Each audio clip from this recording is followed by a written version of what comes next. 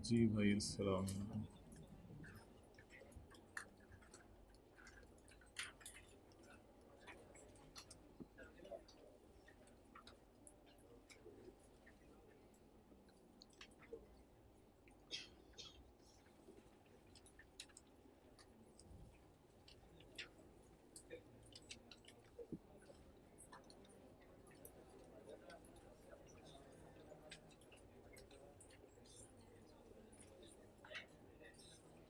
Okay, income from capital gain का chapter कल हो रहा था, तो उसमें हमने बात की थी कि शेयर्स भी इस चैप्टर में फॉल करेंगे और ज्वेलरी, पेंटिंग, मैन्यूस्क्रिप्ट, इस तरह की चीज़ें भी इस चैप्टर में फॉल करेंगी।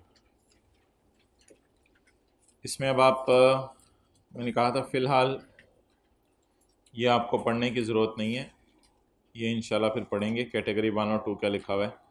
तो फ़िलहाल कैटेगरी 1 जो है पहले सफ़े पे जो था, घर में किसी के पास पुरानी किताबें हैं, खुदा के लिए उनको फाड़ के फेंक दें। कैपिटल गेन के चैप्टर में तो ज़मीन आसमान का फ़र्क आ गया है, ऐसे ही दीवाने होते रहेंगे। तो कैटेगरी 1 के अंदर किसी कंपनी के शेयर्स आपने ख़रीद के बेचे हैं, और कैटेगरी 2 के अंदर ज्वेलरी एट्सेट्रा। फिर कैटेगरी 2 में क्या क्या चीज़ें आएंगी? पेंटिंग, इधर देखा करें ना, painting, sculpture, drawing, jewellery, rare manuscript, rare folio, postage stamp, coin, medallion और एन एंटीक। ये चीज़ें जो है वो कैपिटल गेन के चैप्टर में कैटेगरी 2 में आएंगी। और कैटेगरी 1 में मैंने कहा था शेयर्स आएंगे। और अगर शेयर्स के बेचने पर गेन आया तो ये इनकम में ऐड होगा, और अगर शेयर्स के बेचने पर लॉस आया तो ये माइनस करने की इजाज़त होगी। और उस क्लासों में भाई बोला ना करें प्लीज़, बात करनी हो कान में बात किया करें रजिस्टर पर लिख के। Category 2, gain is income jewellery वगैरह पे, लेकिन अनलकीली ज्वेलरी, पेंटिंग और मैन्यूस्क्रिप्ट वगैरह, कॉइन, मेडोलियन, एंटीक वगैरह पे लॉस खर्चे के तौर पे माइनस करने की इजाज़त नहीं है। एग्जाम्प्ट एसेट्स की बात कल नहीं की थी। एग्जाम्प्ट एसेट ऐसे एसेट होते हैं जिनके बेचने पे हुकूमत ने टैक्स माफ़ किया हुआ है। मिसाल के तौर पे आपने किसी कंपनी के शेयर्स ख़रीद लिए, तो हुकूमत ने कहा इन पे गेन एग्जाम्प्ट है, यानी इन पे गेन आ गया तो आपने टैक्स नहीं देना।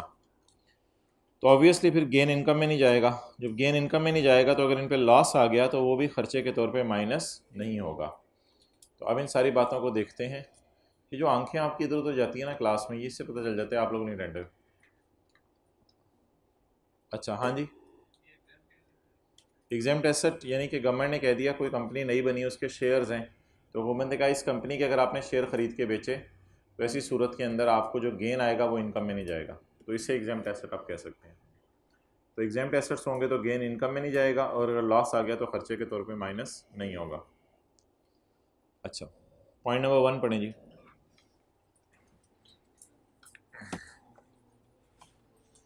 अभी ये सारे का न्यूमेरिकल हम करते हैं। Again arising on the disposal of a capital asset shall be chargeable under the head capital gain. तो कैपिटल एसेट के बेचने के ऊपर जो गेन आएगा वो कैपिटल गेन के चैप्टर में जाएगा, other than gain that is exempt from tax. लेकिन अगर गेन हुकूमत ने माफ़ कर दी है तो फिर आप उस पर दीवाना वार खुद टैक्स पे नहीं करेंगे, क्योंकि वो गेन एग्जेम्प्ट है, उस पर आपने टैक्स हुकूमत को देना ही नहीं। अच्छा जी, डब्बे वाली बात पढ़ लें, समझ आ रही है आपको?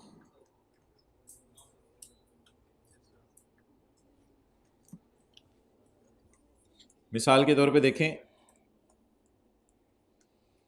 ये 2016 है और ये 2017 है। 2016 में आपने शेयर्स बेचे और आपको कैश रिसीव हुआ 2017 में, यानी आपने 29 जून को शेयर बेचे। उस बंदे ने कहा मुझे 3-4 दिन दे दें, मैं 2 जुलाई तक पैसे ले आता हूँ। तो शेयर बेचने के साल में गेन इनकम में ऐड होगा या पैसे आने के साल में? शेयर्स बेचने के साल में। ये ऊपर देखा करें अगर क्लास में आए हुए हैं। The gain is taxable in the year in which it is earn. Gain taxable होगा जब ये कमाया जाए, and not the year in which it is ना कि जिस साल रिसीव हो उस साल नहीं, बल्कि जिस साल क्या हो, अर्न हो। It means if we sell the shares in 2016 and receive cash in 2000, तो इनकम पे कब टैक्स लगेगा? 2016। चलिए ये नोट कर लें। तो टैक्स लगेगा जब इनकम क्या होगी, अर्न। ज़बरदस्त भाई, ऑनलाइन वाले हजरात ने कल जूम मीटिंग बड़े ज़बरदस्त तरीके से चलाई और बिल्कुल इधर उधर के सवाल नहीं पूछे। इस तरह के सवाल पूछा करें जिस तरह आप लोगों ने कल की मीटिंग में पूछे हैं। और आप लोगों की फ़िक्र थोड़ी ज़्यादा भी है ऑनलाइन वालों की, क्योंकि जो फ़िज़िकल वाले हैं वो तो बिल्कुल सामने बैठे हैं, और जो हाइब्रिड वाले हैं उनसे भी थोड़ी मुलाकात कम होती है, उनकी भी काफ़ी फ़िक्र है। ऑनलाइन वालों की उससे ज़्यादा फ़िक्र है कि वो तो हफ्ते में मिलती ही एक दफ़ा, सिर्फ 1 घंटे के लिए, आधे घंटे के लिए। तो वो तो ऐसे फ़ील होता है जैसे ऑस्ट्रेलिया बैठे हैं, तो इसलिए उनकी फ़िक्र ज़्यादा हर वक्त लगी रहती है। क्योंकि ये फ़िज़िकल वाले तो जो हरकत कर रहे हैं वो नज़र आ रही होती है, हाइब्रिड वालों की भी 50-60% हरकतें नज़र आ रही होती हैं, 30-40% के लिए आना पड़ता है उनके कमरे में। आगे जी, the gain on disposal of capital asset shall be computed as follows. अच्छा भाई, अब थोड़ा सा ज़रा अटेंटिव हो जाए। हाँ जी, स्टूडेंट्स बाहर खड़े हैं? नहीं तो मैंने तो नहीं रोकने को कहा था, ये तो से ना किया करो, तो मैंने तो रोकने को कहा ही नहीं। कितनी देर से बाहर खड़े हो, लाओ।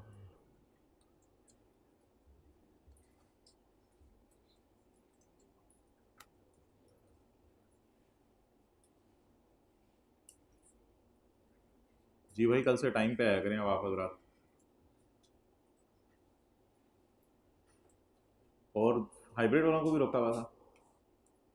चले उधर सेकंड लास्ट रो में चले।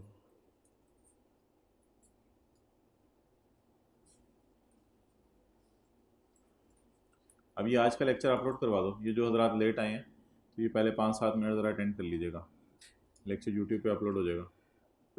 ठीक है अब्दुल्ला, आज का लेक्चर अपलोड करा दो, मुझे बता के आंदा किया करो। चलें, ये भी जो हमने बातें की उनका अगली से कोई ख़ास ताल्लुक़ नहीं है। पॉइंट नंबर 2,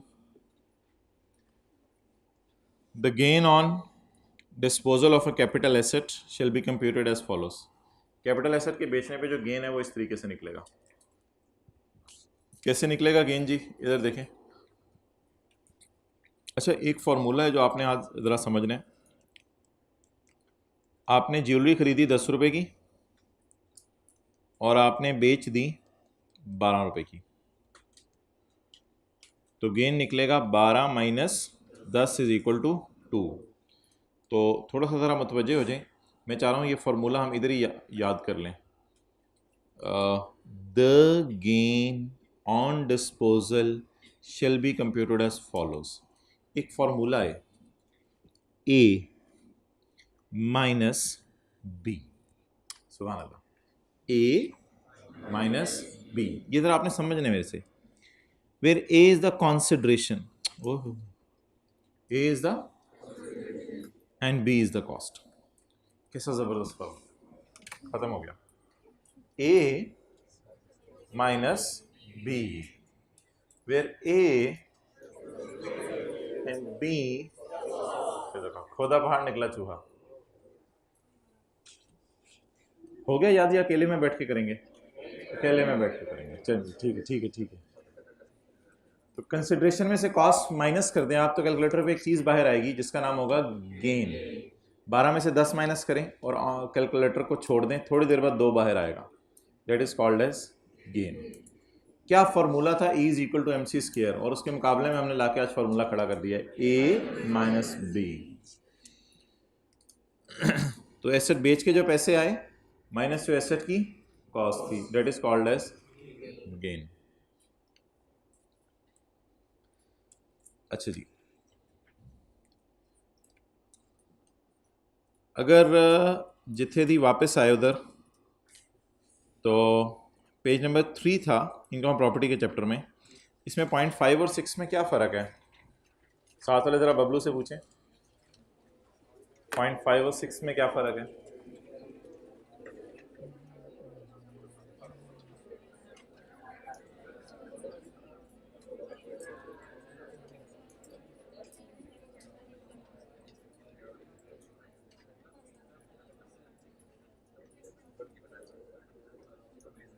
जी हाथ खड़ा करके बताएं। जी आप बता दो। हम्म।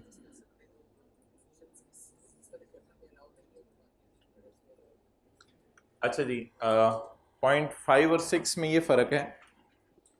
0.5 में जो खर्चे हैं ना वो जेन्युइन खर्चे हैं, जेन्युइन। और 0.6 के अंदर जाली और 2 नंबर खर्चे हैं, नापसंदीदा खर्चे हैं। 0.5 में जेन्युइन खर्चे हैं और 0.6 में 2 नंबर खर्चे हैं, जाली खर्चे हैं। जो जेन्युइन खर्चा है ना वो उसी हेड में माइनस हो सकता है जिस हेड के लिए किया है। तो इसलिए 0.5 कहते हैं in expenditure allowed deduction under this head. Insurance premium का खर्चा प्रॉपर्टी के चैप्टर के लिए जेन्युइन खर्चा है, बिल्कुल जेन्युइन खर्चा है, हमने कई दफा माइनस किया इंश्योरेंस प्रीमियम। ये जेन्युइन खर्चा भाई ये दूसरी हाइब्रिड क्लास के अंदर जो है वो 9:20 के बाद ना आया करें। अच्छा, ये जेन्युइन खर्चा आपने जो करना है, ये बॉयज के लिए कह रहा हूं मैं, ये जेन्युइन खर्चा जो आपने करना है वो खर्चा जेन्युइन वाला, अगर प्रॉपर्टी का जेन्युइन खर्चा तो प्रॉपर्टी में माइनस हो सकता है, उस खर्चे को जाकर डबल आप कैपिटल गेन में नहीं माइनस कर सकते। क्या आपने बिल्डिंग का इंश्योरेंस प्रीमियम इधर भी माइनस कर लिया, कैपिटल गेन में भी माइनस कर लिया, क्योंकि वो किसका इंश्योरेंस प्रीमियम है, वो बिल्डिंग का है, तो वो प्रॉपर्टी में माइनस हो सकता है। उसको पागलों की तरह जाके कैपिटल गेन में दोबारा माइनस नहीं करना। मेरा दिल चाह रहा था, चपेट मारे बंदा दिल को। अच्छा जी, 0.5 का जेन्युइन खर्चा था, लेकिन जेन्युइन खर्चा एक दफा माइनस हो सकता है, हर हेड में बार बार नहीं माइनस हो सकता। और 0.6 में खर्चा ही जाली है, खर्चा ही 2 नंबर है। 0.6 वाला खर्चा ही 2 नंबर है। बिजनेस के चैप्टर में सारे बुरे खर्चों की लिस्ट दी हुई है जो इतने नापसंदीदा हैं कि आप बिजनेस के चैप्टर में भी करें तो माइनस करने की इजाजत नहीं, लेकिन अगर उस तरह का खर्चा प्रॉपर्टी में भी कर दिया तो माइनस करने की इजाजत। मिसाल के तौर पे बिजनेस इनकम कमाते हुए अगर आपने हुकूमत को फाइन पे कर दिया तो वो माइनस करने की इजाजत नहीं है, लेकिन अगर आपने प्रॉपर्टी इनकम कमाते हुए हुकूमत को फाइन पे कर दिया तो भी माइनस करने की इजाजत नहीं है, क्योंकि फाइन जाली और 2 नंबर खर्चा लॉ मेकर को वो पसंद ही नहीं है। तो बिजनेस के चैप्टर में खर्चों की लिस्ट दी हुई है, उस तरह का खर्चा अगर आपने प्रॉपर्टी में भी किया तो माइनस करने की इजाजत नहीं है। अच्छा जी, अब जरा आए कैपिटल गेन के पहले सफे पे।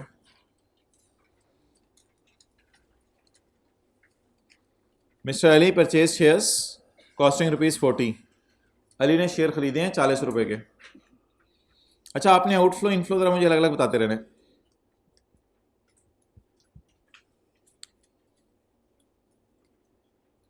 अभी हमने फॉर्मूले में क्या पढ़ा है, ए क्या है, कॉन्सिडरेशन, और बी क्या है, कॉस्ट से मुराद outflow. Ali purchase shares costing ₹40। Ali ने 40 रुपए के शेयर खरीदे हैं, ये आउटफ्लो है, ये कॉस्ट है। And also paid commission on purchase of ₹5, और जहां से खरीदे उसको कमीशन पे किया ब्रोकर को, ये भी क्या है, आउटफ्लो। यानी शेयर के खरीदने के पैसे भी आपकी जेब से गए, कमीशन पे करने के पैसे भी आपकी जेब से गए। चंद दिनों के बाद शेयर्स आपने बेच दिए 120 रुपए के, ये क्या हो गया आपका, inflow, that is consideration. Commission आपने पे किए बेचने के मौके पे ₹2, ये भी आपके जेब से गए, आउटफ्लो। क्योंकि आपने अक्सर सुना होगा घर खरीदते हुए भी कमीशन देना पड़ता है, घर बेचते हुए भी डीलर को कमीशन देना पड़ता है। तो कमीशन आपने ये भी पे किया, कितने रुपए, ₹2। ये ओवरऑल मैंने माइनस ही करनी है इधर चीज़ें, लेकिन अभी प्लस कर रहा हूँ ताकि मुझे पता चले टोटल खर्चा कितना है। तो ₹2 को 120 में से माइनस नहीं करना, बस इधर नीचे ही रिकॉर्ड कर दें, कोई मसला नहीं। तो मोहतरम 3 खर्चे हुए हमारे। एक तो शेयर बेचने के लिए शेयर खरीदने पड़े 40 रुपए वाले, खरीदते हुए कमीशन देना पड़ा, और बेचते हुए भी कमीशन देना पड़ा। अच्छा, fine paid to government at the time of sale is ₹। जब बेचा उस वक्त शायद कोई वायलेशन कर दी थी हमने रूल की, लॉ की, उस वक्त हमें फाइन पे करना पड़ा। अब फाइन इज अ खर्चा ऑफ कैपिटल गेन। भाई उस क्लास में, अच्छा यार ये क्या कर रहे हो, चलो बैठो। अब मैं फाइन इज अ खर्चा under the head capital gain, but मसला ये है कि ये खर्चा जाली खर्चा, 2 नंबर खर्चा। ये नहीं मैं कह सकता कैपिटल गेन कमाते हुए मैंने नहीं किया। मैंने कैपिटल गेन इनकम अगर ना कमाता तो ना करता, कैपिटल गेन कमाने की वजह से मैंने ये खर्चा किया है। बट बिजनेस के चैप्टर में एक बुरे खर्चों की लिस्ट दी हुई है, उस लिस्ट में ये खर्चा भी है। तो इसलिए जब अब्बू ने बड़े भाई को बता दिया ये काम नहीं करने, तो सारे बच्चों ने घर में वो काम नहीं करने। तो इसी तरह बिजनेस के चैप्टर में जब लिख दिया कि ये काम नहीं करना आपने किसी भी चैप्टर में, तो ये जाली खर्चा होने की वजह से इग्नोर किया जाएगा। मैं ये इनकार नहीं कर रहा कि ये कैपिटल गेन का खर्चा नहीं है, ये कैपिटल गेन का खर्चा है, लेकिन फिर भी माइनस करने की इजाजत। फिलहाल जरा मुझे इसमें लिखने दें, फिलहाल मुझे लिखने दें। अच्छा, Ali also incurred repair expense of 14 रुपए to earn income under that income from.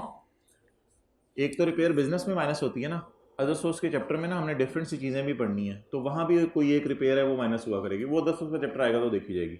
अच्छा, अदर सोर्स के चैप्टर में रिपेयर एक्सपेंस किया, ये तो चलते चलते भाईजान आपने बोंगी मार दी है। हमारी बात ही कोई और चल रही थी, हमारी तो सारी डिस्कशन ही मूव कहाँ कर रही है, हमारी सारी डिस्कशन मूव कर रही है शेयर्स बिक रहे हैं। तो चलते चलते चलते बीच के अंदर जो है वो आपको पता नहीं क्या जो है वो ख्याल आ गया कि आपने अदर सोर्स की बातें शुरू कर दी, इसे कहते हैं पागल ही हुए। तो ये लाइन तो निहायत ही दीवानगी के अंदर उसने जो है वो लिख दी है। इस लाइन की यहां कोई तुक.com नहीं बन रही थी, कोई तुक बन रही थी इस लाइन की यहां, तो देर इज नो तुक, इट इज ओनली तुक मलंगा हेयर। तो इसको फारक करें, ये 14 रुपये यहां नहीं होने चाहिए थे, लेकिन फिलहाल फॉर द टाइम बिंग अगर मैं लिखना चाहूं तो ये 14 रुपये मैंने यहां लिख दिए। अब 7 रुपये जो हैं और 14 रुपये, इन पे मुझे एतराज है। ना 7 रुपये यहां आने चाहिए थे, ना 14 रुपये यहां आने चाहिए थे। द रीजन इज कि 7 रुपये ये इनकम फ्रॉम कैपिटल गेन का एक्सपेंस है, बट नॉट अलाउड, बुरा खर्चा होने की वजह से नॉट अलाउड के लिए कैपिटल गेन के चैप्टर में नहीं मिलेगी आपको, नॉट अलाउड के लिए बिजनेस के चैप्टर में मिलेगी आपको।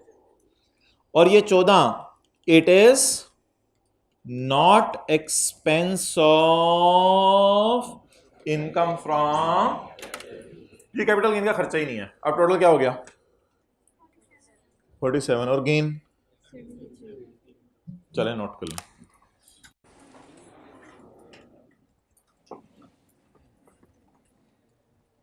जिस तरह मैंने नोट किया उस तरह नोट करें, किताब पे ही नोट्स पे ही नोट करें।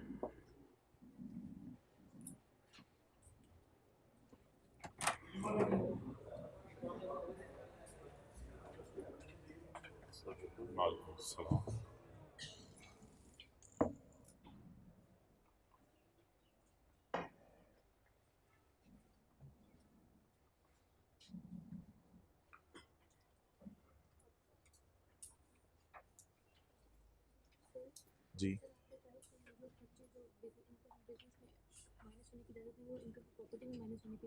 नहीं नहीं नहीं, ये बात नहीं। इनकम फ्रॉम बिजनेस में बुरे खर्चों की लिस्ट दी हुई है, उस जैसा बुरा खर्चा आप किसी भी हेड में कर लेंगे तो माइनस नहीं हो सकता।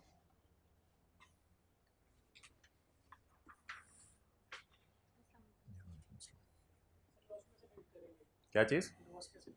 लॉसेस का चैप्टर लग गया, वो इंशाल्लाह जनवरी में पढ़ेंगे।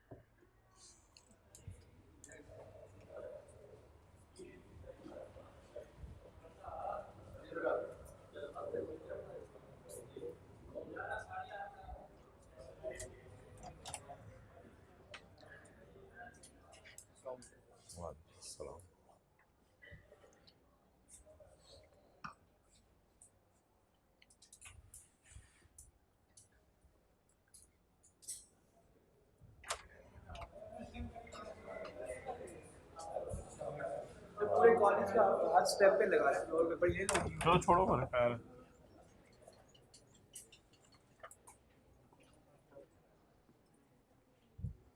अच्छा भाई, दूसरी क्लास में जिन्होंने लॉस का सवाल पूछा है, वो लॉस अगर कैपिटल गेन में ओवरऑल आ जाए उसकी डिस्कशन हम करेंगे जनवरी में।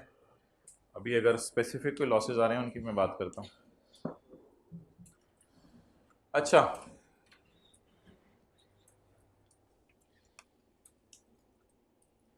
कुछ होते हैं खर्चे जो किसी हेड के होते हैं, वो फिर उसी हेड में माइनस होते हैं, जैसे अदर सोर्स है।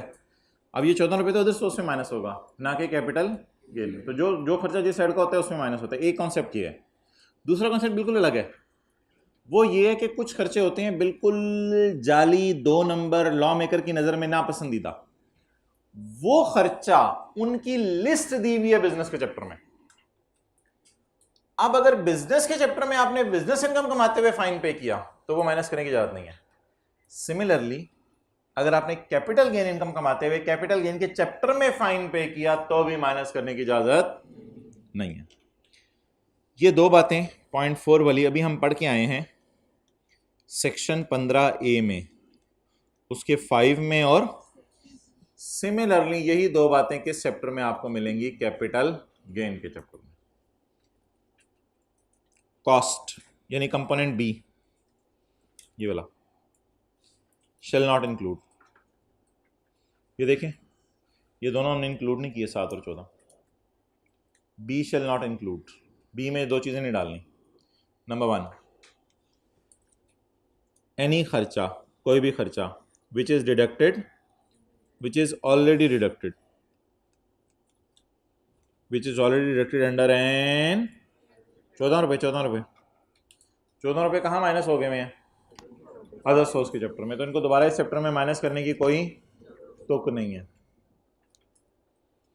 तो 14 रुपये ये हो गए। 14 रुपये का खर्चा जो है वो आपको इस चैप्टर के अंदर माइनस करने की इजाज़त नहीं है, क्योंकि किस चैप्टर में माइनस हो गया है? अदर सोर्स के चैप्टर में। तो इस चैप्टर में दोबारा माइनस करने की इजाज़त नहीं है। Okay, next point number B.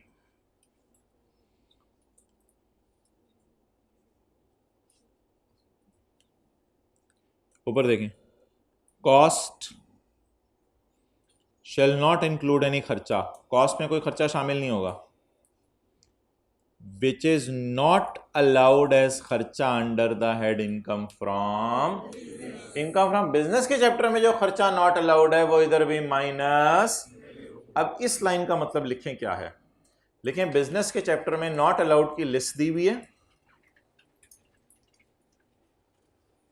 Business के चैप्टर में नॉट अलाउड की लिस्ट दी हुई है।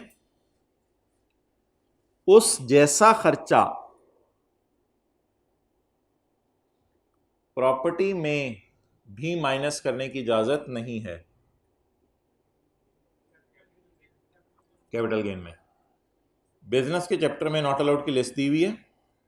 उस जैसा खर्चा कैपिटल गेन में माइनस करने की इजाजत नहीं है।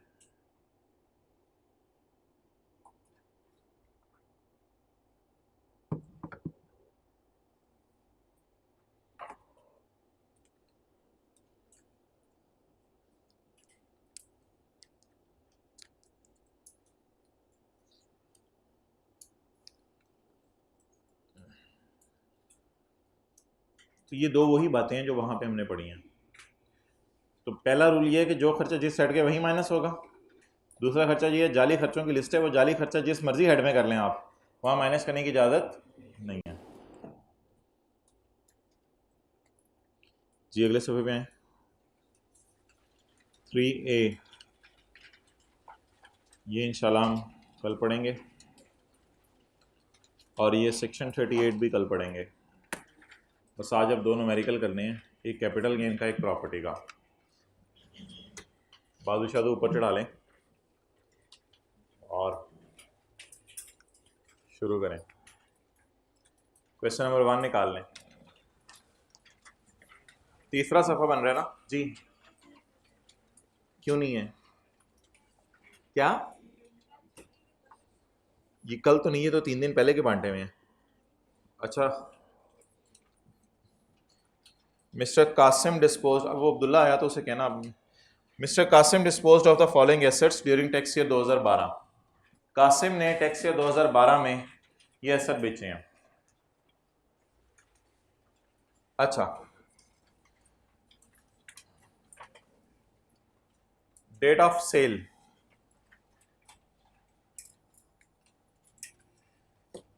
इस सब में कॉमन बात क्या है?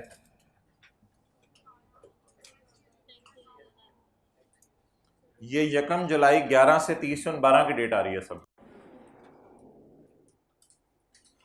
कुछ लोग नीचे से देख रहे हैं, कुछ ऊपर से देख रहे हैं, कुछ दरमियान से भी देख लें, दरमियान से ऊपर देख लिया। तो इन सब में 30 जून 12 तक की डेट आ रही है और यकम जुलाई 11 से दरमियान, इसीलिए उसने क्या लिखा है, डिस्पोज्ड ऑफ ड्यूरिंग 12 में आपने बेचे, खरीदे पता नहीं कब हो, हमें हमारी बला से, तुम्हारी बला से, हमारी बला से। अच्छा जी, अब एक एक करके हमने चीज़ों को देखना शुरू करना है। उसमें जो आपके नहीं सॉरी कासिम के, उसमें जो कासिम अगर शेयर्स बेचेगा तो शेयर्स का बेचना, ये मैंने पढ़ाना है, ये कल पढ़ाऊंगा इंशाल्लाह, कैटेगरी 1 2 जो यहाँ लिखा हुआ है। शेयर्स का बेचना कैटेगरी 1 में जाएगा, गेन आया तो प्लस साइन, लॉस आया तो माइनस साइन। और अगर आपने ज्वेलरी पेंटिंग वगैरह घर की बेची, कोई कॉइन बेचा, कोई मेडोलियन बेचा, कोई एंटीक बेची, तो गेन आया तो पॉजिटिव साइन, ऊपर देखा करें, लॉस आया तो नेगेटिव करने की इजाज़त नहीं है, माइनस करने की इजाज़त नहीं है। और अगर कोई एग्जेम्प्ट एसेट है तो उसके बेचने पे गेन आया तो इनकम में ऐड नहीं होगा, लॉस आया तो खर्चे में माइनस नहीं होगा। तो ये है कुछ स्टोरी। अच्छा, कुछ चीज़ें इन तीनों से बाहर हैं, ये तीनों कैपिटल एसेट है। Tax treatment of one mention categories of capital asset, ये कैपिटल एसेट की कैटेगरीज हैं। लेकिन कुछ चीज़ें इससे भी बाहर हैं जो कैपिटल एसेट ही नहीं है, जैसे घर में पड़ा हुआ फर्नीचर, घर में पड़ा हुआ डाइनिंग टेबल, घर में पड़े हुए बर्तन, घर में पड़ी हुई गाड़ी, घर में खड़ा हुआ मोटरसाइकिल, घर के अंदर लगे हुए पंखे, ये सारी चीज़ें सिरे से, गाड़ी, फर्नीचर, बर्तन इस लिस्ट में तो नहीं आ रहे, तो इसलिए ये भी सिरे से कैपिटल एसेट ही नहीं है। ये कैटेगरी 1 2 या एग्जाम्प्ट एसेट नहीं है। एग्जाम्प्ट एसेट तो वो एसेट होता है कि जो शेयर्स हैं कंपनी के, आपने खरीदनी है, हुकूमत ने कहा इनके बेचने पर टैक्स माफ है, तो ये कैपिटल एसेट्स हैं सारे, कैटेगरी 1 कैटेगरी 2 एग्जाम्प्ट एसेट। लेकिन अगर कोई ऐसे एसेट है जो घर में मूवेबल है, वो सिरे से कैपिटल एसेट ही नहीं है।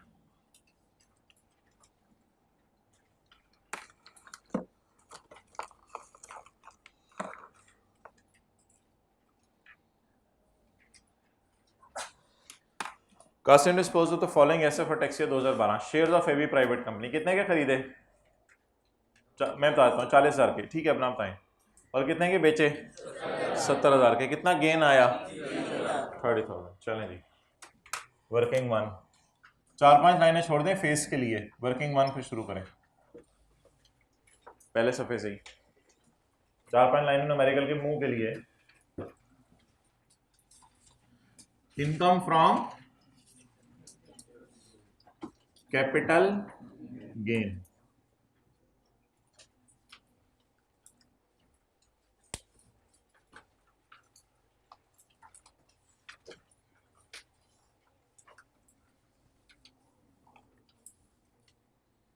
जी शेयर्स हैं किस कंपनी के, एबी प्राइवेट कंपनी। जी भाईजान कितने के बेचे, कितने के खरीदे थे 40 के, 70 माइनस 40 30,000। मैं आउटर कॉलम में रुपीज में ही लिख रहा हूँ जरा, 30,000।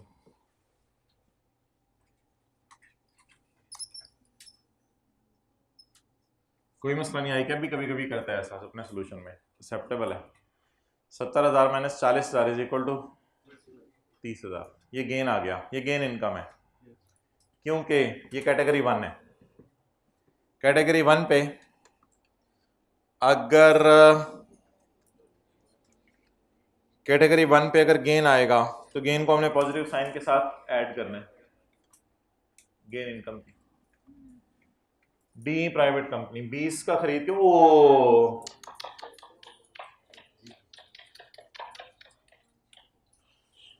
शेयर्स ऑफ डीई, जी भाईजान कितने के बेचे, 5,000 के बेचे, खरीदे कितने के थे, आपको नोट करने का टाइम दिया जाएगा, पूरा मुझे करने दें। 5 माइनस 20, फिर आप खुद नोट करेंगे चिट्टे बोर्ड पे देखे बगैर। Consideration 5, cost 20, loss 15,000। 15,000 आपकी नज़र में लॉस है या लॉसा है? लॉसा। 15,000 लॉस आ गया। अगेन कल हम देखेंगे प्राइवेट और अनलिस्टेड कंपनी क्या होती है। 30 और 20, 10,000 का क्या है? कुछ कह रहे हैं गेन, कुछ कह रहे हैं लॉस। में जरा देख लेने दें दोबारा। 30,000 की खरीद के 20,000 की बेची, 10,000 का क्या है? Loss is allowed as loss खर्चे के तौर पे माइनस करने की इजाजत है। कौन सी कंपनी? Shares of D. जी कंसिडरेशन, पहले कंसिडरेशन लिख लिया करें। कितने का बेचा, कितने का खरीदा था, कितना नुकसान हुआ? 10,000। नेक्स्ट अगेन शेयर्स हैं कंपनी के, 60 के खरीद के 2 लाख के बेचे, क्या आ गया? गेन इज, अंदर आए, इनकम। अच्छा गेन इज इनकम। जी भाईजान आप क्या बोले?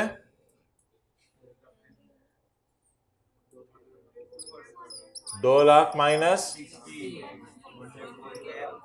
1 लाख। जबरदस्त। आगे चलें जी। बानों के कड़े कितने के खरीदे थे? 10,000 के। कितने के बेचे? 80,000 के। खुदा के लिए मेरी ज्वेलरी ना बेचो। और किसी ने कुछ बोलना है? प्लीज हाइब्रिड वाले खामोश रखें, इधर वाले भी। जी मोहतरम, कंसिडरेशन कितने के बेचे? 80 के। कितने के खरीदे थे? शर्मा क्यों रहे हो? 80 minus 10, you are not Qasim. 80 minus 10 जी कितना गेन आया? 70,000। 70,000। ये कुछ लोगों की अलाइनमेंट आउट हुई होती है पेपर में भी। डी प्राइवेट कंपनी का गेन ऐसे निकाल रहे होते हैं 70 माइनस 40, तो इसलिए अलाइनमेंट इन कीजिएगा। छोटे भाई के बैग से जो है ना चुप करके स्केल ले जाइएगा पेपर में बता के। अच्छा तो ज्वेलरी ऑफ वाइफ 10 की खरीदी थी, 80 की बेची, तो 70,000 का फायदा हो गया। नेक्स्ट कासिम को पता नहीं क्या हो गया, सब कुछ ही बेची जा रहा है। तो जर्मनी जा रहा है, किधर जा रहा है? लंदन जा रहा है। अच्छा जी पेंटिंग कितने की खरीदी थी? 90,000 की। किसने की बेची? क्या आ गया? बेगम की बददुआ लगी, लॉस आ गया। 90,000 की खरीद के को बददुआ ना दिया करें जिंदगी में। अच्छा अच्छा ये जो ज्वेलरी पेंटिंग है ये एक ही कैटेगरी में आ रहा है ना, कैटेगरी 2 तो इसलिए ज्वेलरी पर क्या आ रहा था?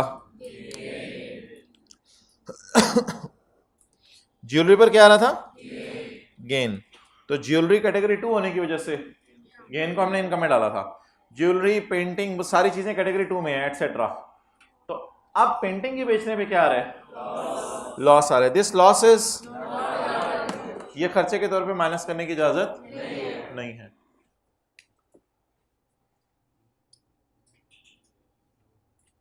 Painting loss is not allowed as deduction. Loss खर्चे के तौर पे माइनस करने की इजाजत नहीं है।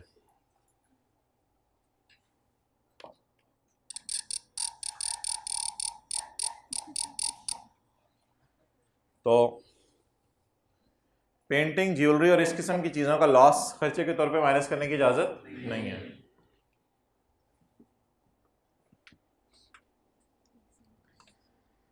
एग्जाम्प्ट एसेट, ये किसी कंपनी के शेयर्स होंगे जो शायद आपने खरीद के बेचे हों, लेकिन हुकूमत ने कहा हमने इस पर टैक्स नहीं लेना, तो इसलिए 20,000 वाली चीज 30,000 की बेच के क्या आया? गेन आया। गेन को इनकम में ना डालें।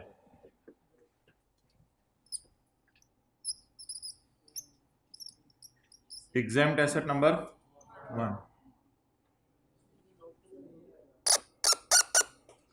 इसका गेन इनकम में आपने ऐड नहीं करना।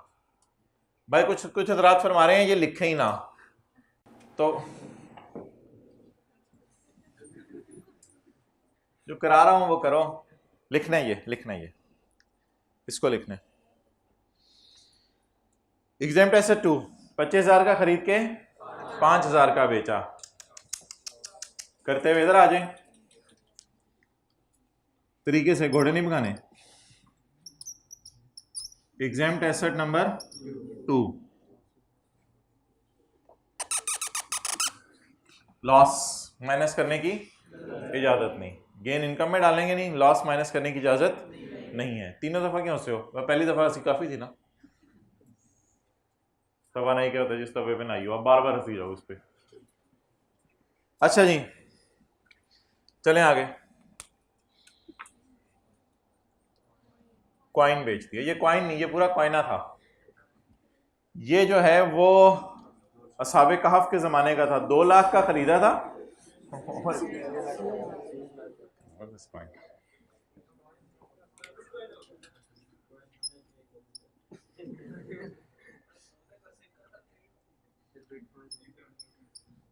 कमेंट्स अपने लिख लिया करें, मुझे पर्ची बना के दे दिया करें। 6 लाख माइनस 2 लाख 4 लाख। भाईजान ये कॉइन ज्वेलरी एक ही कैटेगरी बन रही है, पेंटिंग वगैरह, इसके बेचने पे इसलिए गेन इनकम में जाएगा क्योंकि लिखा हुआ है कि गेन इज इनकम, इन पे लॉस माइनस करने की इजाजत नहीं है। और अपने चांद और हीरे की गाड़ी भी बेच दी। बेगम ने कहा बस कर दो, खुदा के लिए और क्या क्या बेचोगे?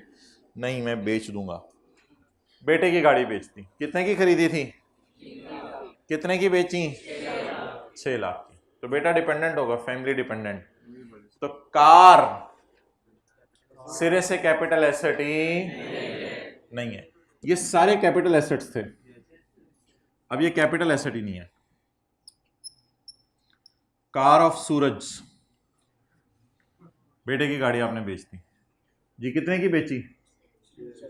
It is not a capital asset. लो कर लो गल, it is not a capital asset.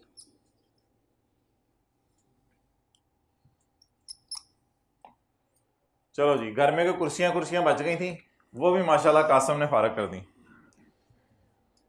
Home furniture ये भी बेच दिया, 3,000 का खरीद के 1,500 का बेच दिया। नॉट अलाउड से अलाउड नहीं, it is not a capital asset guy, what are you saying in front of all people? It is not a capital asset.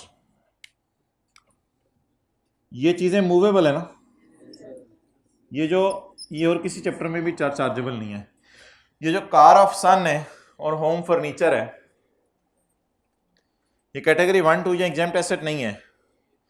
ये इस लिस्ट में हमें मिला नहीं, इस वजह से इसको हमने कैपिटल एसेट की डेफिनेशन से बाहर निकाल दिया, being personal movable, personal movable होने की वजह से, जो कल हमने बात की थी और आपको डायग्राम भी दिखाई थी। एक घर तक हम चले गए थे, शुक्र है घर खाली था, उन्हें कुट पड़नी थी। चलें जी, home furniture, it is not a capital asset. So again 2 दफा हाँ बड़ा सा कुछ बता दो। चलें यहां तक नोट कर लें, व्हाइट बोर्ड पे देखे बगैर। कैमरा कर दो आप इस वाले एसी की तरफ, इस वाले एसी की तरफ कर दो कैमरा, बल्कि थोड़ा सा नीचे करो, ये बच्चे तरह दिखाओ उनको, ऑनलाइन वालों को। ये यहाँ से शुरू कर दो, यहाँ से, ये वाले बच्चे यहाँ से बस। चलें जी, नोट करना शुरू करें। व्हाइट बोर्ड नजर ना आए, व्हाइट बोर्ड नजर ना आए। फिजिकल क्लासेस वाले अखीर नुकसान में हैं क्योंकि इनको व्हाइट बोर्ड नजर आ रहा है। हाइब्रिड वाले ऑनलाइन वाले मजे में हैं, उनकी कॉन्सेप्ट बिल्डिंग हो रही है। फिजिकल वाले अपनी आंखों की हिफाजत नहीं कर रहे।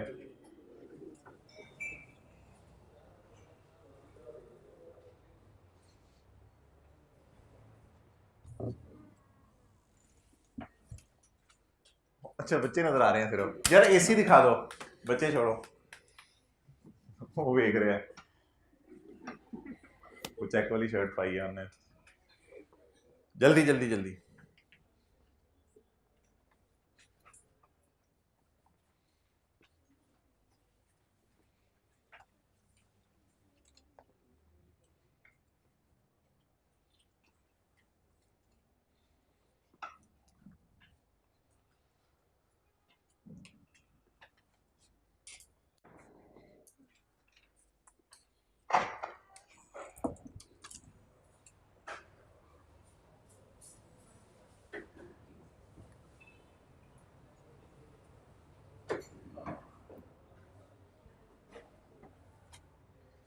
भाई आप कैमरा खिड़कियों की तरफ ले लो।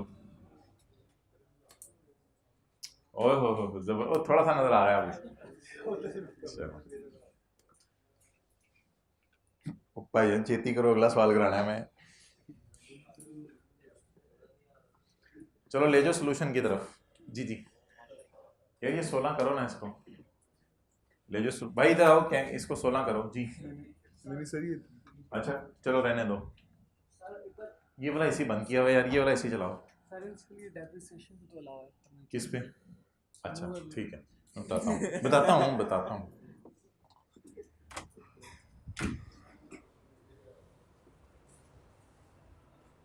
एक एसी बंद हुआ है उधर, चलाओ।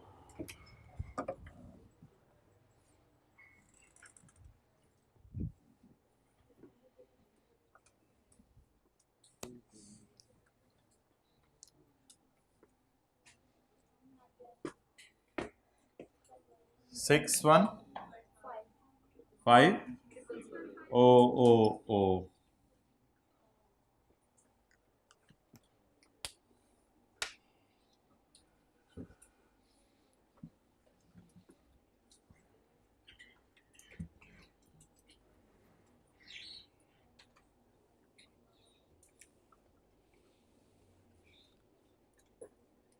वाइट लाइट क्यों जल रही है? रेड रेड जलती होती है इस तरफ से, तो मसला तो नहीं हो रहा? वजह मुझे पूछ लेने दो जरा।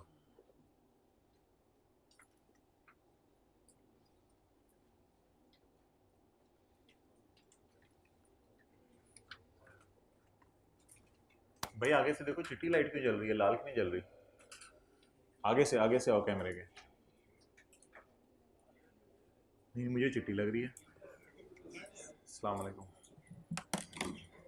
मेरी कैमरे के आगे लाइट चिट्टी हुई है, लाल होती है ये। अच्छा इधर से लाल है? नहीं ठीक है ठीक है।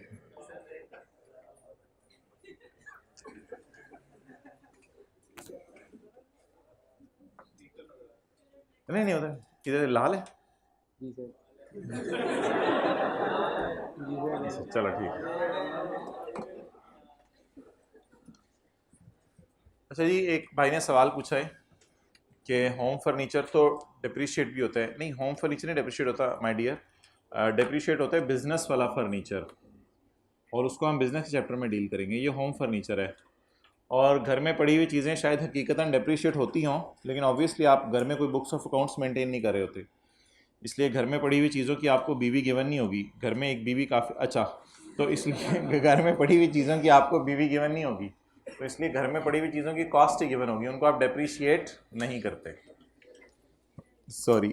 अच्छा जी, तो कॉस्ट और कंसिडरेशन ये दोनों चीज़ें बस दी हैं आपको। घर में पड़ी हुई चीज़ों की बुक वैल्यू नहीं देगा वो। इसकी वजह घर की बुक्स ऑफ अकाउंट्स मेंटेन नहीं हो रही होती। अच्छा, अब मुझे बता दें वो कैपिटल गेन इनकम कितनी है, कैमरा उधर लेके जाके। 6 लाख। अब मैं न्यूमेरिकल का मुंह नहीं बना रहा। He also inform he has an income from business of 9 lakh. अब ये mister Qasim, income and tax thereon, tax year 2012, business income आ गई 9 लाख, कैपिटल गेन इनकम आ गई 6 लाख, ये टैक्सेबल इनकम आ जाएगी, तो सैलरी कम तो टेबल 1, टेबल 1 का रेट लग जाएगा।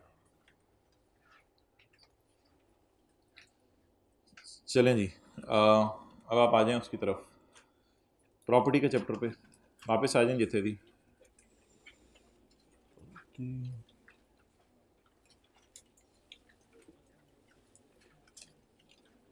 ऐसा करें, पेज नंबर 10 निकाल लें, question number 14 income of property के चैप्टर का।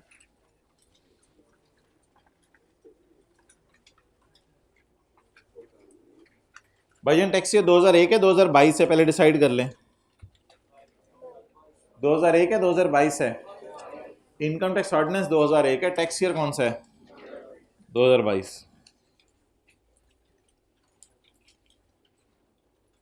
और 1 जुलाई 2021 वो फरूक नहीं होता था, उसने बोरो किए 8 मिलियन फ्रॉम सितारा बैंक। उसने सितारा बैंक से जाके मिन्नत समाजत डाली, बैंक मैनेजर के पांव पकड़े, बैंक मैनेजर ने पांव पकड़ने पे 80 लाख का उधार दे दिया। On 1 July Farooq borrowed 80 lakh रुपया फ्रॉम सितारा बैंक लिमिटेड। पहुंच गए आप लोग? ये पहुंची हुई सरकारों को पहुंचने नहीं दे। कितनी देर से बताया हुआ है, पेज नंबर 10 है। सफ़े पलटने बंद हो गए क्लास में? अच्छा। एंड एक्वायर्ड अ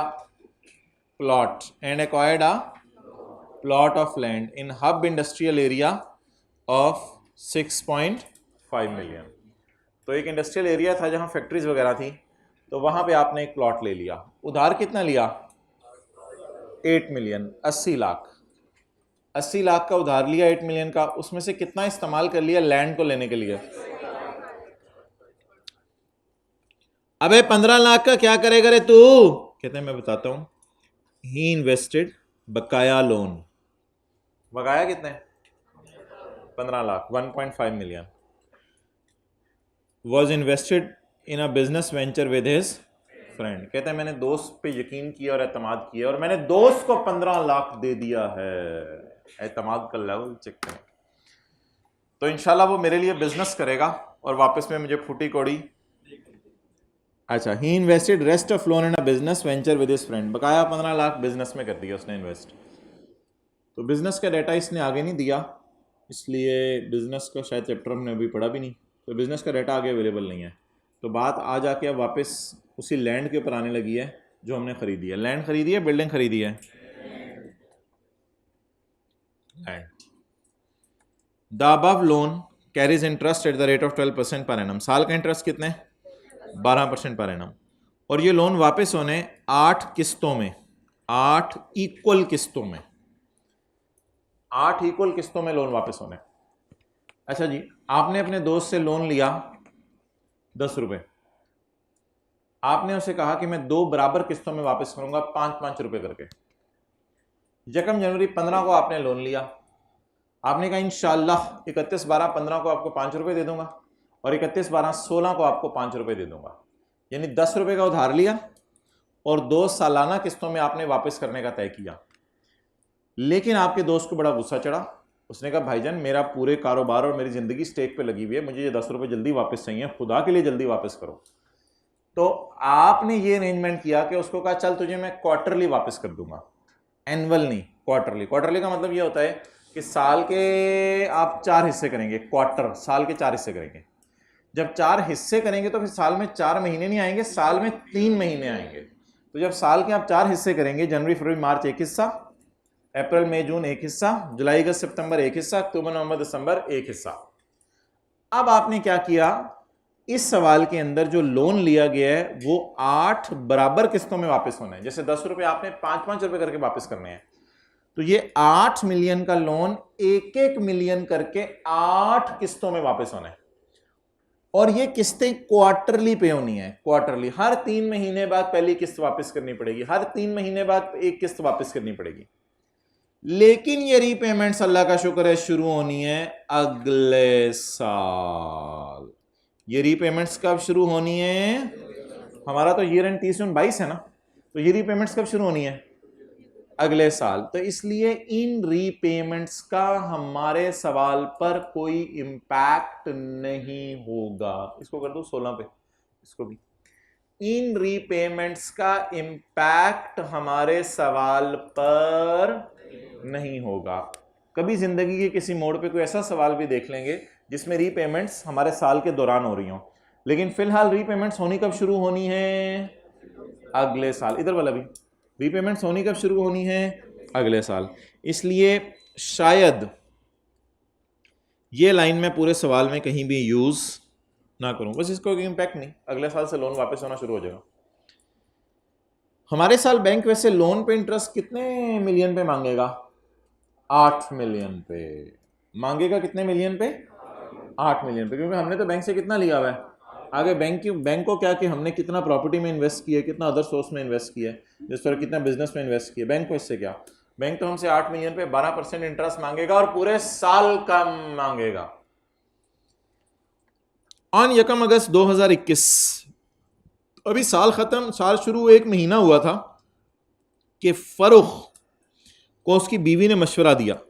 ये वाली बात मुझे पता थी सिर्फ। उसके बाद फरूख ने डिसाइड किया। फरूख ने कहा, मोहतरमा ये मैं प्लॉट बेचने लगा हूं टू जुल्फी, वो मेरा एक जुल्फ़िकार मोटर वाला दोस्त है जुल्फ़िकार, उसको मैं ये प्लॉट बेचता हूं। ये प्लॉट मैं बेचूंगा 10 मिलियन का। ओह 65 लाख का कॉस्ट है और 10 मिलियन का ये प्लॉट मैं बेच दूंगा।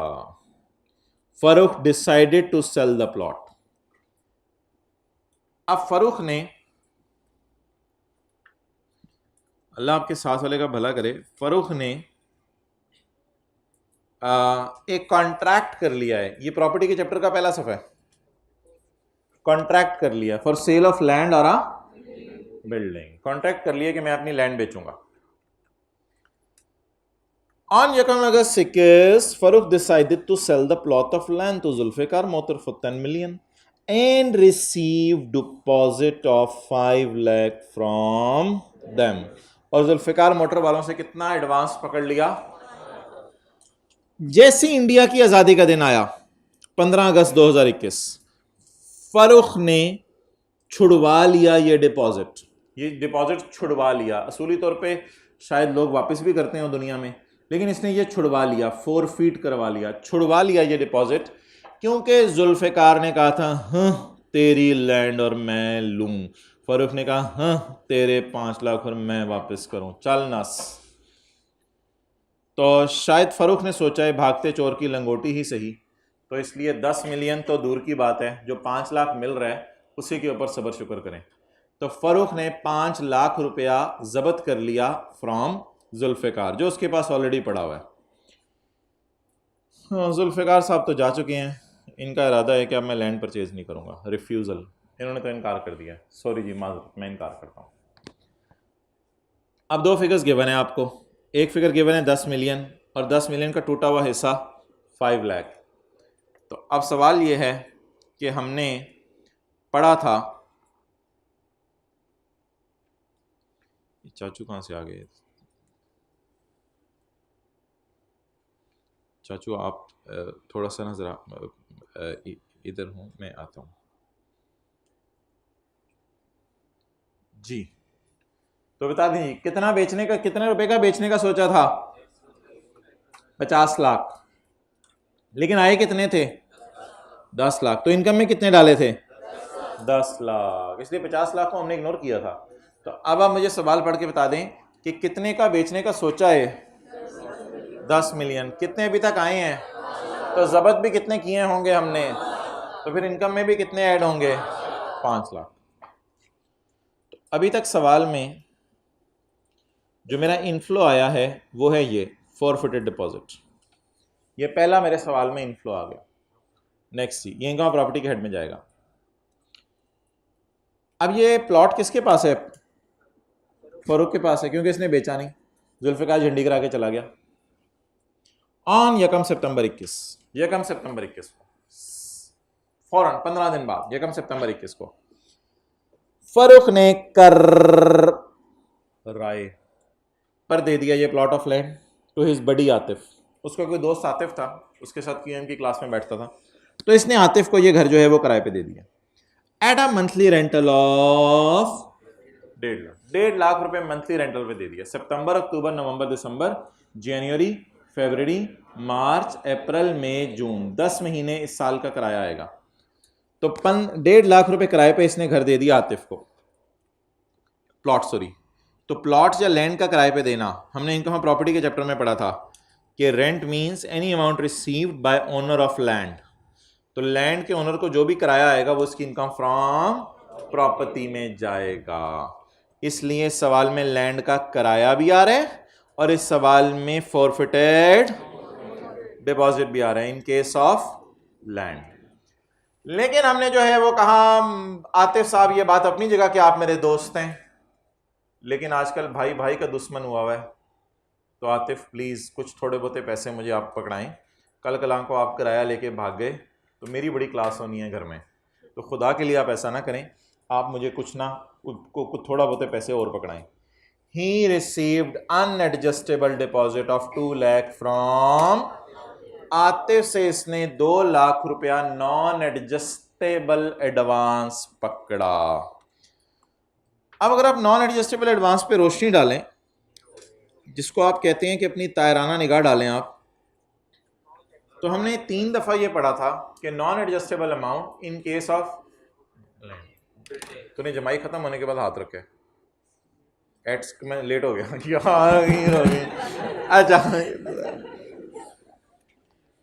अच्छा सेक्शन 16 लगता है किसके ऊपर?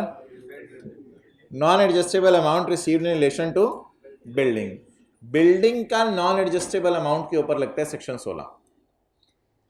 और एक और दफा भी हमने पढ़ा था non adjustable amount open plot of land के केस में टैक्सेबल, और तीसरी दफा हमने पढ़ा था यहां पे डायग्राम बना के कि नॉन एडजस्टेबल अमाउंट लैंड वाला टैक्सेबल और बिल्डिंग वाला 10 से डिवाइड करके टैक्सेबल है। अब सवाल यह है कि क्योंकि ये नॉन एडजस्टेबल अमाउंट रिलेट करे लैंड से, तो क्या ये 2 लाख पूरा टैक्सेबल है? 2 लाख को 10 से डिवाइड करके इनकम में लेके जाएंगे या इग्नोर करेंगे? 2 लाख को इग्नोर करेंगे, क्योंकि सेक्शन 16 लैंड के नॉन एडजस्टेबल रेंट पे रखता ही नहीं है, इसलिए 2 लाख इग्नोर करेंगे। तो अब सवाल के अंदर 3 हमारे इनफ्लोज आ गए। एक तो फॉरफिटेड डिपॉजिट आ गया, दूसरा जो है वो लेट आउट द प्लॉट वाला रेंट आ गया, जिसको आप मंथली रेंटल कह सकते हैं, वो आ गया, और तीसरा जो है वो हमारे सवाल के अंदर अनएडजस्टेबल डिपॉजिट आ गया। तो ये मैंने आपको जो स्काई ब्लू से हाईलाइट करके दिए हैं, ये जी हमारे 3 हो गए इन फ्लोज। नंबर 1 एक तो forfeited deposit, number 2 rent, and number 3। अच्छा, इसके बाद मोहतरम कुछ खर्चे दिए हुए हैं एंड पेड, तो खर्चों को मैं जरा अभी लिफ्ट नहीं करा रहा, साथ वाले को कान में के आपसे इंशाल्लाह मैं बाद में बात करता हूं। तो खर्चों को अभी मैं लिफ्ट नहीं करा रहा। अच्छा जी, annual rental value of plot of land is 2160000। ये क्या चीज है? Annual rental value of plot of land, ये कोई सालाना मार्केट वैल्यू है प्लॉट की। एनुअल रेंटल वैल्यू, शायद ये फेयर वैल्यू देना चाह रहे हैं हमें, क्योंकि आपको पता है जिस वक्त घर किराए पे दिया जाता है तो एक्चुअल रेंट और fair market rent, whichever is higher is added in income from property. So that's why probably it seems to be annual rental value of plot। और पीछे से भी जो लफ्ज़ मिला के पढ़ेंगे वो लिखा होगा, एक वैल्यूअर को हमने हायर किया था और वैल्यूअर से कहा था कि आप हमारी चीज़ की वैल्यू लगा के दे दें। तो एनुअल रेंटल्स यानी किराया, एनुअल रेंटल वैल्यू, शायद वो फेयर वैल्यू का लफ्ज़ लिखना चाह रहा था। Fair value of rental, fair value of plot नहीं, fair value of rental of plot is ₹2160000। अब ये जो मैं ग्रीन में फिगर्स हाईलाइट कर रहा हूं, ये वाली फिगर उठानी है। 1.5 लाख और 2160000 को कंपेयर करेंगे, इनमें से हायर उठाएंगे। लेकिन मसला ये है कि 1.5 लाख माहाना है, 1.5 लाख उधर वो क्लास में क्या कर, चलो बैठो। 1.5 लाख माहाना है और 2160000 सालाना है। माहाना को सालाना से कंपेयर नहीं किया जा सकता, या माहाना को सालाना पे लाना पड़ेगा या सालाना को माहाना पे लाना पड़ेगा, देखेंगे हमने क्या करना है। ओके, और तीसरी जो आपका इनफ्लो आ रहा है वो ये 2 लाख रुपए आ रहा है, तो ये आपके जी इनफ्लोज आ रहे हैं। So let's start from the start. चलें जी,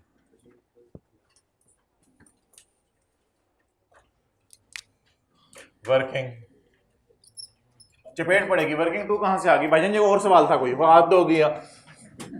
वर्किंग 2 पुराने जमाने में टीचर मिटाना शुरू करते थे हमारे, हम भाग के आते थे, नहीं नहीं नहीं सर हम मिटा लेंगे। लेकिन इस ज़माने में सामने बैठे हुए वाले भी नहीं उठते, कहने के बावजूद भी कोई फ़र्क नहीं पड़ता। और हाइब्रिड क्लास से एक साहब उठ चुके हैं और तेज़ी से दौड़ रहे हैं और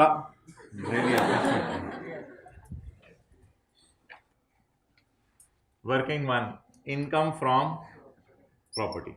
अच्छा जी, पहली चीज़ मुझे बताएं, अल्लाह आपके भाग लगाए, पहली चीज़ मुझे बताएं, तरतीब से चलें। Forfeited deposit,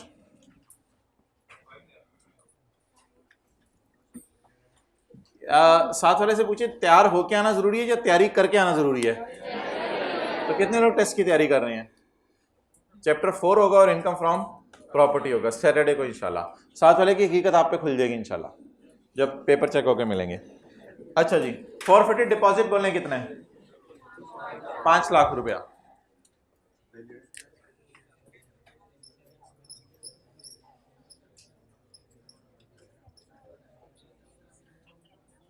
$10 million chapter number 4 और प्रॉपर्टी। ऐसे तू सोच रहा है जैसे 15 चैप्टर पढ़ा दिए उसमें से अब नंबर याद रखने पड़ेंगे। 5 लाख। चलो आगे, रेंट 1.5 लाख माहाना और 2160,000 सालाना। अब क्या करेंगे? 1.5 लाख को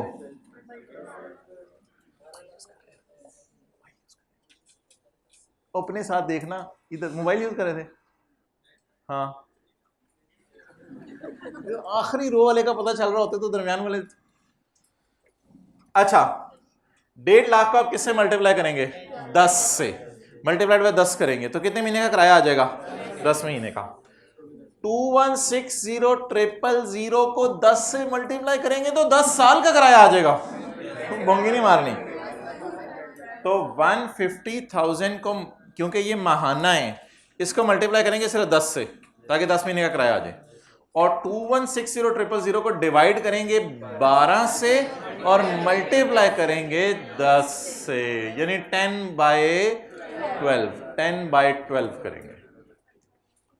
तो 1,50,000 को चपेट मारे बंदे चपेट। अच्छा इधर देखना पहले, रेंट हायर ऑफ, अब आप नहीं निकलवाने जी। एक्चुअल, सॉरी भैया आपका तरा निकल गया था, I will take care next time. तरा को क्या कहते हैं अंग्रेज? शॉक। अच्छा शॉक निकल गया था। 1.5 लाख जरा 10। जी मोहतरम, काफी देर पहले का पता चल चुका मैं। मेहरबानी। अच्छा, और फेयर मार्केट रेंट 2160,000 साल का है, हमें 10 महीने का चाहिए, 18 लाख।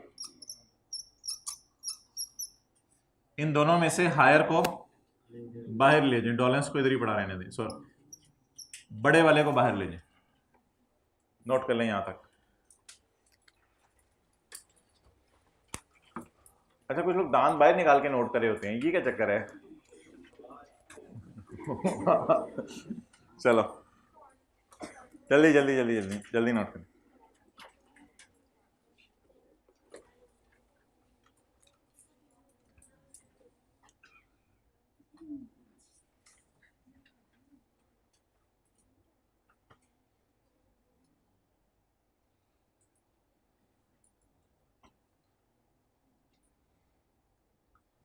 कभी थप्पड़ पड़े जिंदगी में? कि थप्पड़ ओह चपेड़े पड़ी हैं, ओए होए ना करो।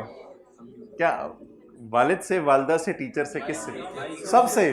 ओह हो। अच्छा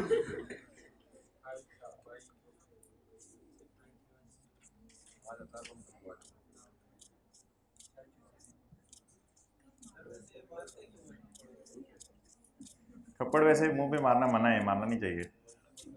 आपने भी वालिदैन बनना है, आपको मैं बता रहा हूँ। अच्छा दूर की बातें नहीं हो रही, बहुत करीब की बातें हो रही हैं। अच्छा चलें आगे जी।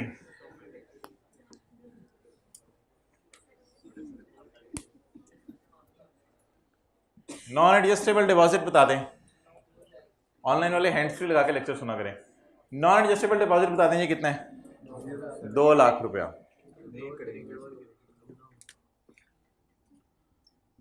नॉन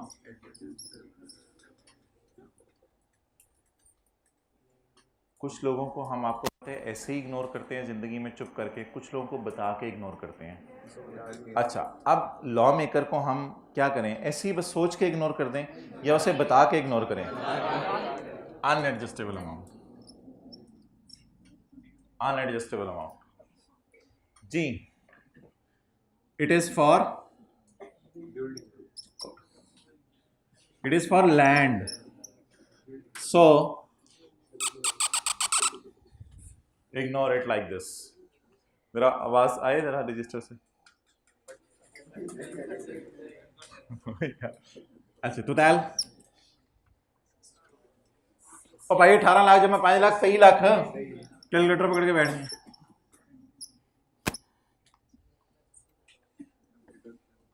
चलें जी,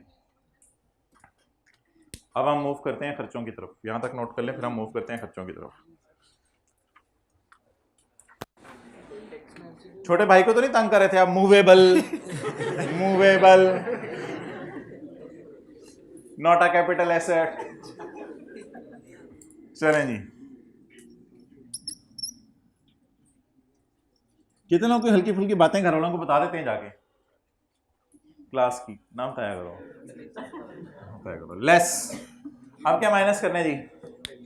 रिपेयर अलाउंस। तो रिपेयर अलाउंस की डिस्कशन कल वाली देख लेते हैं। रिपेयर अलाउंस,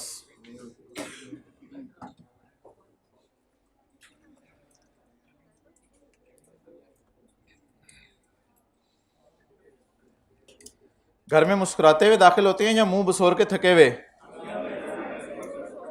मुस्कुराते हुए दाखिल हुआ करें जितने मर्जी थके हों। अच्छा जी,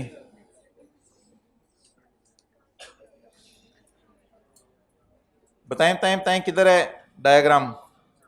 ये इधर करके कहीं बनाई थी ये। अगर आप लैंड किराए पे दें तो मैंने आपको बताया था उसका किराया आएगा, और अगर किराए पे ना दें, बेचने का मुआहिदा करें और बाद में कैंसिल हो जाए तो फॉरफिटेड डिपॉजिट आएगा। इधर नॉन एडजस्टेबल अमाउंट आ ही नहीं सकती, इसलिए हमने आज नॉन एडजस्टेबल अमाउंट गिवन थी फिर भी हमने ऐड नहीं की। इस पे आपने रिपेयर अलाउंस कभी नहीं माइनस करना। द रीजन इज शायद कि लैंड की रिपेयर का कोई तस्वुर लॉ मेकर को समझ नहीं आ रहा कि लैंड भी रिपेयर हो, क्या मतलब? तो कहते हैं नहीं, रिपेयर अलाउंस माइनस करने की इजाजत नहीं है। तो ये कल वाली डायग्राम अप्लाई हो रही है। तो लेस बता के इग्नोर करें, रिपेयर अलाउंस,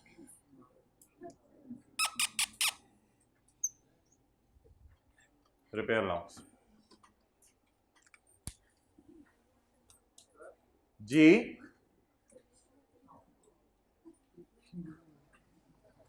कहां से आवाज आई थी? अच्छा,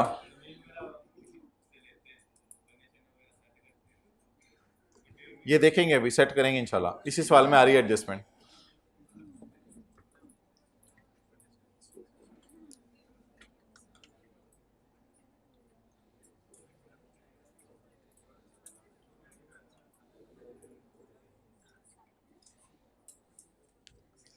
अच्छा जी, एक आपका आउटफ्लो, आउटफ्लोज में येलो से बनाने लगा हूं। एक आपका आउटफ्लो इधर गिवन है, 12% आपने इंटरेस्ट देना है लोन के ऊपर। अब इसमें 2-3 बातें जरा तसल्ली से सुन लें कि लोन पे इंटरेस्ट कैसे कैलकुलेट करना है, क्योंकि ये एडजस्टमेंट पहली दफ़ा आई है तो इसको हम पहली दफ़ा ही देखने लगे हैं, इसलिए ज़रा मुतवज्जे होकर बात सुनिएगा। लोन के ऊपर जो है वो आपने इंटरेस्ट किस तरह कैलकुलेट करना है। लोन पे जो इंटरेस्ट है वो कैलकुलेट करने का तरीका ये है कि आपने पहले तो बात सोचना है बैंक से लोन लिया कितना। मैं बताता रहूं साथ साथ, 8 मिलियन बैंक से लोन लिया कितना, उसमें से इनकम फ्रॉम प्रॉपर्टी में कितना इन्वेस्ट किया। इसलिए 8 मिलियन के ऊपर आपने कैलकुलेशन नहीं करनी, कैलकुलेशन उसके ऊपर करनी है जो आपने अपने हेड में इस्तेमाल किया। पहली तो बात ये होगी। तो 8 मिलियन के ऊपर परसेंटेजेस लगानी है या परसेंटेज लगानी है 6.5 मिलियन पर, पहली बात ये होगी। बाकी तो 15 लाख बिजनेस के चैप्टर में देखेंगे ना, उसका क्या करना है, वो तो दोस्त के साथ हमने बिजनेस में इन्वेस्ट कर दिया लिखा हुआ है। तो 8 मिलियन पे आपने रेट नहीं लगाना, 12% किस पे रेट लगाने, 6.5 में। हम बैंक को आप 8 मिलियन पे इंटरेस्ट दे रहे होंगे वो बात अलग है, प्रॉपर्टी के चैप्टर में कितना माइनस करना है मैं उसकी डिस्कशन कर रहा हूँ। पहली बात है आपने 8 मिलियन पे नहीं 6.5 मिलियन पे लगाना है, क्योंकि इतना ही लोन आपने इस्तेमाल किया है अपनी लैंड को खरीदने के लिए। दूसरी बात, ये बात जरा तसल्ली से सुनिएगा, असल में आपने लोन लिया यकम जुलाई 21 को, तो बैंक को तो इंटरेस्ट यकम जुलाई से ही आप पे करना शुरू कर देंगे, बैंक को तो इंटरेस्ट पूरे साल का देंगे आप। बहुत दफ़ा बात हुई है, ये चुप कर जाएंगे, कई दफ़ा मैंने इग्नोर किया। अच्छा, अब बैंक को तो आप फिर दोबारा बैंक को तो आप जो है वो 12 महीने का इंटरेस्ट पे करेंगे, लेकिन सवाल ये है कि इनकम हम प्रॉपर्टी में कितना माइनस होगा। भाई इनकम हम प्रॉपर्टी में ये असूल सुन लें, जब से आपने घर किराए पे चढ़ाया ना तब से लेके ईयर एंड तक का, जब तक घर किराए पे रहा, शायद रीज़न ये बन रही है कि आपने 65 लाख का लोन लेके लैंड तो खरीद ली, लेकिन आप मैचिंग करें जब से क्या कमाना शुरू की, इनकम, तब से उसके खर्चे बुक करें। तो जुलाई अगस्त के महीने में आप बैंक को इंटरेस्ट तो देंगे, लेकिन आपने घर किराए पे कब चढ़ाया, यकम सितंबर से, तो ऊपर रेंटल इनकम कितने महीने की पड़ी हुई है, 10 महीने की। तो जब इनकम 10 महीने की है तो इट मेक सेंस कि इंटरेस्ट भी नीचे कितने महीने का माइनस हो, 10 महीने का। इस वजह से जब मैं लोन पर 12% लगाऊंगा तो वो मुझे पूरे साल का इंटरेस्ट दे देगा, क्योंकि 12% के साथ लिखा हुआ है पर एनम।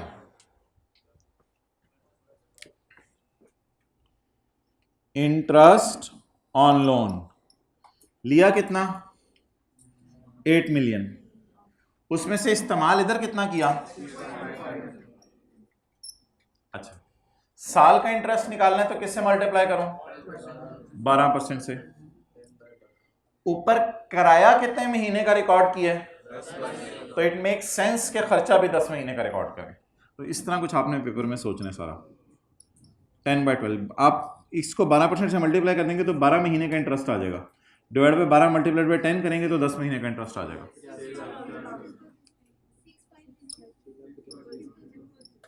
Triple zero. अच्छा, कभी कभी ऐसे फील होता है आप लोग मेरी बात नहीं सुन रहे होते, फिगर कैलकुलेट करके बैठे होते हैं और वेट कर रहे होते हैं मैं चुप करूँ, बात भी सुना के साथ साथ सुन नहीं रहे होते होंगे वैसे। अच्छा, 6,50,000 नोट कर ले।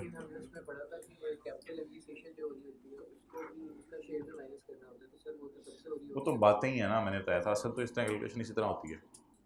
और आप बैंक को वैसे पे पूरे साल का करेंगे, लेकिन 2 महीने का जो आपने पे किया जुलाई अगस्त का, वो कहीं शायद माइनस नहीं हो सकेगा, बस सिर्फ 10 महीने का माइनस होगा। वो जो 2 महीने का आपने पे किया 65 लाख पे, वो तो कहीं नहीं माइनस होगा। सही कह रहे हो आप, डेट टाइप हो जाएगा, बस कहीं माइनस नहीं कर सकते, लेकिन बैंक को आप देंगे। हाँ जी, जाहिर बात है चोरी करके तो नहीं देंगे, अपनी जेब से ही देंगे।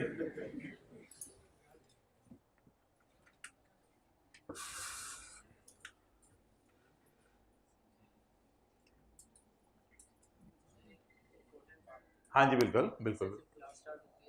अच्छा चलो, मैं ये क्लास में कान में क्लास के बाद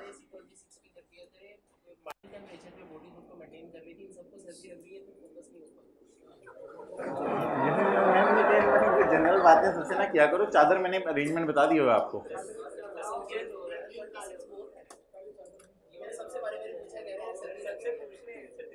अच्छा, आपको लग रही है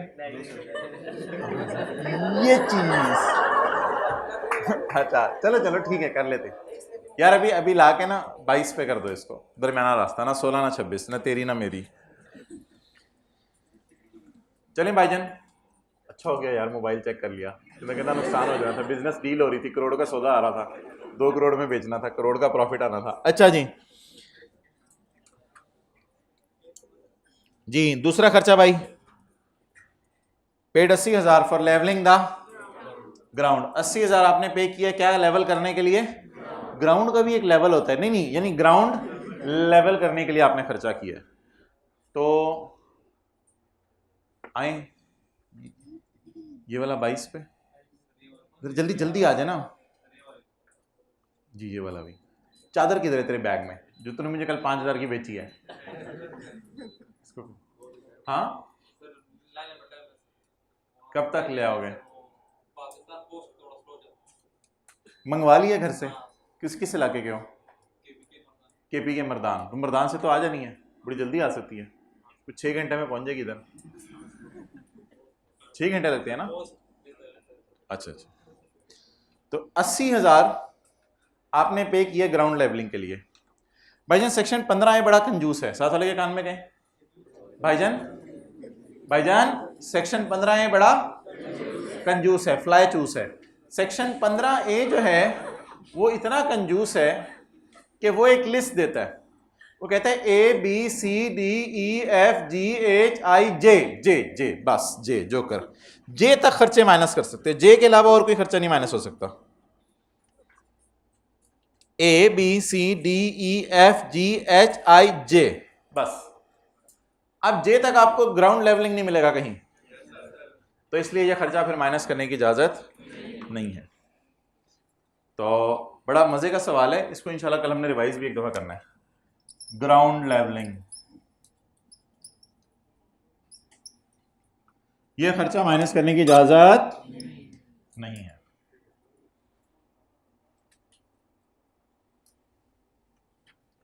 नेक्स्ट, क्योंकि 15A में जो लिस्ट है ना उसमें ये नहीं आ रहा, बस ये वजह, और कोई वजह नहीं।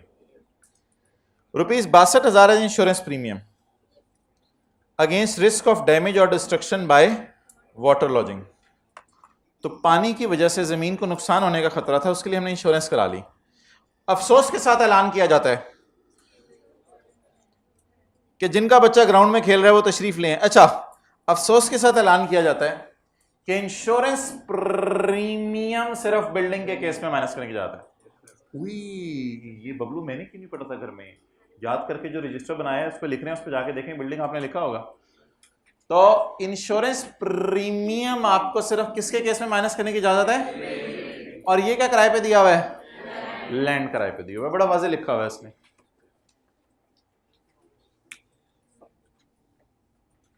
You will arrange चादर for yourself or should I arrange myself? कल लेके आएंगे। किस कलर की लाओगे? थोड़ा सा गाढ़े कलर के लेना, जरा निकल जाया करेगी महीना। अच्छा जी, इंश्योरेंस प्रीमियम किसकी मद में है, लैंड की। क्योंकि इंश्योरेंस हमने पढ़ा किसकी माइनस करने की इजाजत है, बिल्डिंग की। ऐसे क्यों मुंह बना रहा है, मुस्कुरा, बस ठीक, keep smiling for no reason. अच्छा जी, and ₹1,40,000 rent collection charges. Rent collection charges में तो कोई मसला नहीं है, उसमें तो कोई ऐसी बात नहीं लिखी हुई, बस वो माइनस करें, उसमें कोई बिल्डिंग का लफ्ज़ नहीं लिखा हुआ। Rent collection charges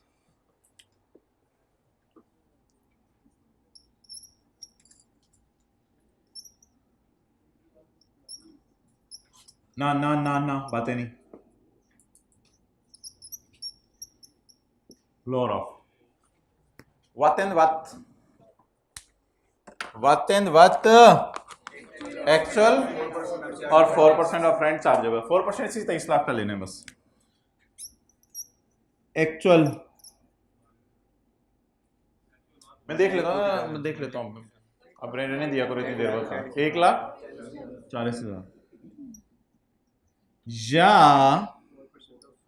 4% of 23 lakh, that comes to 92,000, whichever is lower। कौन सा काट है, 92,000 seems to be lower।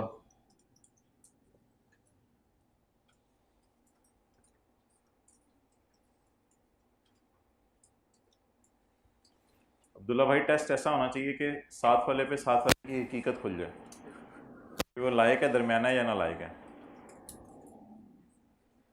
भाई जन आपसे बात कर रहा हूँ, शर्मा गया आप। अच्छा, फरूख ने पेमेंट्स करके लूट मचाई हुई है। फरूख ने एक फर्म ऑफ वैल्यूअर हायर की है, जिनसे कहा है कि भाईजान मैंने ये प्लॉट लिया हुआ है, खुदा के लिए इसकी वैल्यू बता दो मुझे। उन्होंने कहा 25,000 रोकड़ा दो, 5,000 वाले 5 नोट दे दो, हम तुम्हें वैल्यू बता देंगे। अब ये जो फर्म ऑफ वैल्यूअर को आपने फीस पे की है इनके काम की, ना ये रिपेयर अलाउंस है, ना ये इंश्योरेंस प्रीमियम है, ना ये कोई गवर्नमेंट को आपने टैक्स पे किया है, ना ये कोई ग्राउंड रेंट है, ना ये कोई EFG वाला इंटरेस्ट है, ना ये कोई एडमिनिस्ट्रेशन या कलेक्शन का बंदा आपने रखा हुआ है जिससे आप पैसे दे रहे हैं, और ना ये कोई लॉयर है जिसमें कोर्ट केस चल रहा है और आप पैसे दे रहे हैं। कोर्ट केस का तो इससे कोई ताल्लुक नहीं है, आप तो उसको सिर्फ इसलिए पैसे दे रहे हैं कि मेरी प्रॉपर्टी की कीमत बता दो, और ना ये बैड डेट है। तो सेक्शन 15A की कंजूसी की वजह से, सेक्शन 15A की कंजूसी की वजह से मजबूरी में हम इस खर्चे को भी माइनस नहीं कर रहे। अजीब सवाल था वैसे जी। फीस ऑफ वैल्यूअर जी कितनी?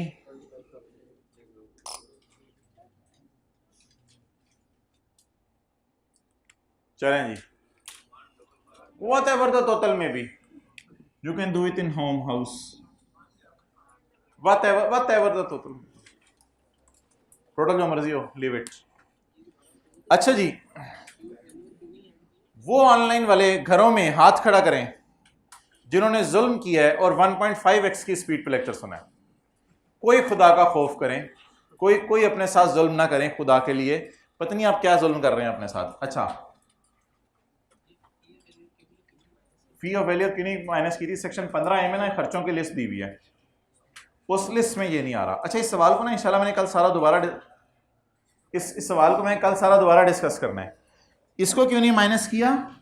क्योंकि 15A की लिस्ट में नहीं है फीस ऑफ वैल्यूअर। साथ वाला ना ऐसे रजिस्टर बंद कर रहा होता है, आपको भी टेंशन डाली होती है, और छठ यार तेरी मेहरबानी उसका हाथ पकड़े। फीस ऑफ वैल्यूअर इसलिए माइनस नहीं की, और दूसरा हमने ग्राउंड लेवलिंग इसलिए माइनस नहीं की कि 15A वाली लिस्ट में, और इंश्योरेंस इसलिए माइनस नहीं की कि ये लैंड की है, बिल्डिंग की नहीं है। ले जाए साथ वाले को। अस्सलाम वालेकुम। कहाँ लेके जाएंगे?